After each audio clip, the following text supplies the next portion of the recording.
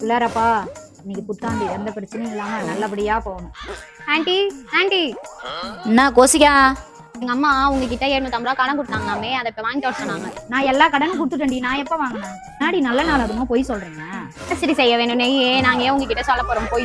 எங்க அம்மா நீங்க வாங்கின கடன் ஃபுல்லா டேட் போட்டு எழுதி வச்சிருக்காங்க ஆண்டி. சில டிக்கெட் எடுத்ததுக்கு 30 ரூபாய், டீ கடையில டீ வாங்கி கொடுத்ததுக்கு 20 ரூபாய், டேட்டால பாப்கார்ன் வாங்கி கொடுத்ததுக்கு 70 ரூபாய், இந்த மாதிரி நிறைய எழுதி வச்சுக்கிறாங்க ஆண்டி. மொத்தமா சேர்த்துதான் 750 ரூபாய் ஆண்டி.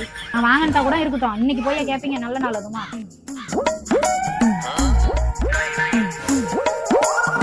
என்ன திசிகா கையில கூட?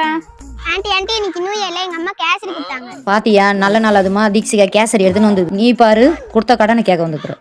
இங்க நியூ இயர் ஆண்டி கொடுத்த காசை திருப்பி வாங்கினாதான் எங்களுக்கு பணம் சேருமா, அதனால எங்க அம்மா இங்க அனுப்பி விட்டாங்க. இப்படி கணக்கு பாக்குறீங்க?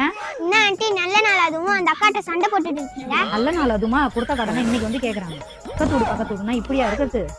ஆண்டி ஆண்டி நான் சொல்ல வந்ததே மறந்துட்டேன். போன வாரம் எங்க ஆயா கூட நீங்க சந்தைக்கு போனீங்கல்ல, எங்க ஆயா கிட்ட 1000 ரூபாய் கடன் வாங்குனீங்கல்ல, அந்த 1000 ரூபாய் எனக்கு வாங்கின சொன்னாங்க. உங்க 2 பேர் சண்டையில அத மாதிரி